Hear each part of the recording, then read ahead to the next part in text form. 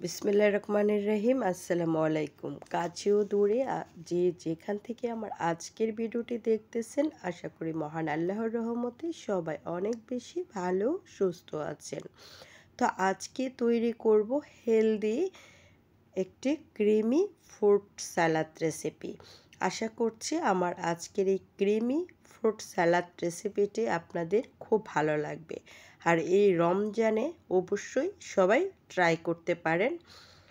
তো আমি তৈরি করতে 1 কাপ দই নিয়েছি, আর এই যে দুধ নিয়েছি, এটাও ঘনত্ব এই দুধটা, আর কিছু ফ্রুট নিয়েছি। তো সাথে কাঁচামরিচও দিব। কাঁচামরিচ পেঁয়াজটা আগে কেটে নিলাম, তারপর এখানে একটা আর কি অরেঞ্জ মানে কমলা, এটাকে মাঝে দিয়ে একটু ফালি করে কেটে নিয়েছি। তো এটাকে কেটে নেওয়া যখন হয়ে গেছে, তারপর এখানে একটা পেয়ারা কেটে নিচ্ছি। পেয়ারাটাকেও আমি 4 ফালি করে দেন এটার মাঝে দিয়ে 2টা 3টা করে নেব। এই কাটার সাইজটা সবাই অবশ্যই ফ্রুটের উপর ডিপেন্ড করে কাটবেন, যেরকম বড় ছোট হয় আর কি, এটার উপর ডিপেন্ড করে। এটা যার যার পছন্দ। তারপর এখানে আবার একটা টমেটো কাটছি, যেহেতু এটা সালাদ, ফ্রুট সালাদ, তাই সব ধরনের ফ্রুটই এখানে ইউজ করব। তারপর এখন টমেটোটাকেও কেটে নিচ্ছি। তারপর এখন একটা ছোট সাইজের অ্যাপল নিয়েছি।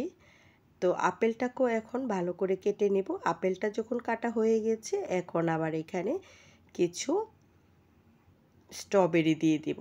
স্ট্রবেরিটাকে মাঝে দিয়ে কাটবো না, এভাবে একটু পাতলা পাতলা করে 4-5টা করে কেটে নেব। তো এরকমভাবে আমার যখন কাটা হয়ে যাবে সবগুলি,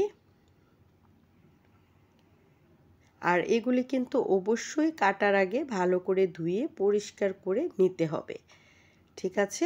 আর তারপর এখন কলাটা কেটে নিচ্ছি। কলা তো ধুইতে হবে না, কিন্তু উপর দিয়ে অবশ্যই মানে চুলা আর কি, যেটা আমরা ছিলকা বলি, এটা ফালানোর আগে অবশ্যই ভালো করে কলাটাকে ধুয়ে নিতে হবে। তারপর হচ্ছে এখন আমি দইটা প্রথমেই কাটা হয়ে যাওয়ার পরে দইটা দিয়ে দিচ্ছি। 1 কাপ দই দিলেই হবে, এর থেকে বেশি দরকার নেই। তারপর এখন দুধটা দিচ্ছি। দুধটা দিয়ে দেন একটু লবণ দিচ্ছি। লবণ দেওয়ার পরে একটু চিনি দিচ্ছি। আপনারা চিনির বদলে যদি মধু থাকে, মধুটা অ্যাড করতে পারেন, আরও বেশি ভালো হবে। তো এটা অ্যাড করার পরে এখন আমি হাতে আর ধরবো না, 2টা চামচের সাহায্যে এই ক্রিমি সালাদটাকে ভালো করে মেখে নেব।